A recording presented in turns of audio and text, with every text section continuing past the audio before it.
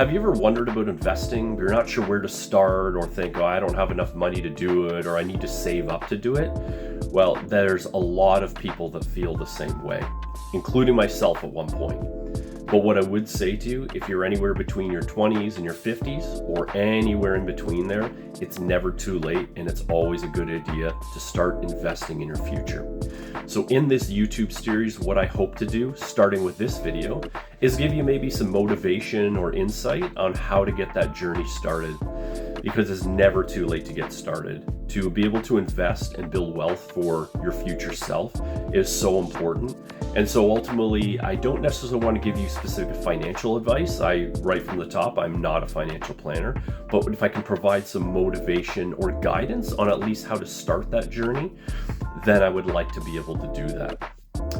A little bit about myself. I'm just an average person.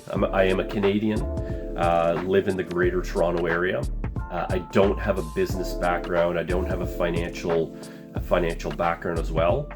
However, what I've done is through research and some of watching videos on YouTube as well, I think I've probably given myself a good enough understanding so that I can manage some of my own investments.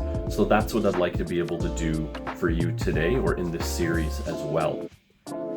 A little bit more about myself. So like I said, I'm a Canadian, very average guy. Have always had a middle income job. Never really knew a lot about investing. Through some of the companies I've worked for in the past, they've had RSP matching contributions. So I've always taken advantage of programs like that. But a number of years ago, a friend of mine came to me and said that he was in the investing world and he worked for a broker, and he spoke to me and my wife, and we ended up getting involved in doing some investing, and through his guidance we have had some success. And ultimately through this, I wanted to take control of my investing, and so I started investing on my own, and I've actually had some pretty good success as well. And it's through conversations with friends and different people that I've come in contact with that has really motivated me to do videos like this, or try to start to do videos like this. And I'm just going to talk to you honestly. I've never done YouTube videos before, but I feel like I have enough passion and energy to want to share my journey in order to help you move forward in your investing journey. So in having these conversations with people, I said, you know what, let's jump on YouTube, let's do some videos, see what type of response I get, and if I can help people, ultimately that's the aim of the game. So the biggest thing you can do to start is download an app like Wealthsimple. That's what I did about 4 or 5 years ago. Downloaded the app, you create a profile on there, set up an account. In my case, I decided to use a TFSA, a tax-free savings account. There's great tax benefits, specifically when you go to pull that investment out eventually after it's grown. You're not going to pay any capital gains tax on it, which is great. Another thing about Wealthsimple is that you don't pay any fees when you're actually making trades. For crypto, that's different. I can talk about that in a later video. But if you're buying stocks and ETFs within that TFSA, you're not going to pay fees for every trade.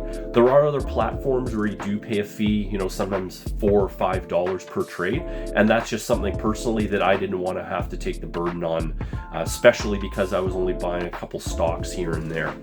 So again, once you've downloaded that app, you've created an account, you've decided that you're going to open a TFSA, RSP, or an unregistered account, whatever account you're going to use, then you need to start transferring money into the account so you can begin investing. So you have to then link one of your personal accounts to your Wealthsimple account. Once you've done that, you can transfer money over instantly. It'll tell you how much you're allowed to pull instantly from your bank accounts, and then you're ready to buy. When I first started buying, I did buy more individual stocks. The issue that I personally found with that is that you have to know a lot about the company. You have to watch the stock closely. Are you buying it at a high price? Are you buying it at a good low price? Those are all things that you have to take into consideration when you're buying individual stocks. And so you have to be careful. I did make mistakes. I still make mistakes now, but overall, in watching enough stocks, or companies specifically, I should say, I've definitely gotten a little better at stock picking. But for anybody that's starting out and they don't know a lot, or don't even necessarily want to do a ton of research, the best thing you can do is buy ETFs. And if you're not familiar with ETFs, that's called an exchange traded fund. And typically you can get funds that follow the indexes. So indexes being, the TSX, the S&P 500, the NASDAQ. Those are some of the big ones you've probably heard of. So you can buy those, as well as there's also funds that are specific for, say, companies that pay dividends or high dividends. So some of the ones I've mentioned, they are offered by the big financial institutions like Vanguard or BlackRock iShares. I personally have bought some for both of those. The specific ETFs that I've purchased that I have found have been very good, because it's more of a set it and forget it type mentality, is VDY, which is your Vanguard high dividend Canadian companies. There's also XIC, which specifically tracks the TSX index as a whole. There is also VEQT, that's the Vanguard Equity or Global Equity Fund as well, and that tracks Canadian, American, and other global companies all in one ETF. And those are some of the big ones. One other one is VFV. That's the fund that tracks the S&P 500 in the United States. So those are some of the ones that I used. Please do your own research. You need to really be comfortable what you're investing in. Those work for me, and they have worked. I've had pretty good returns over those with those in the last few years. So I've used those specifically.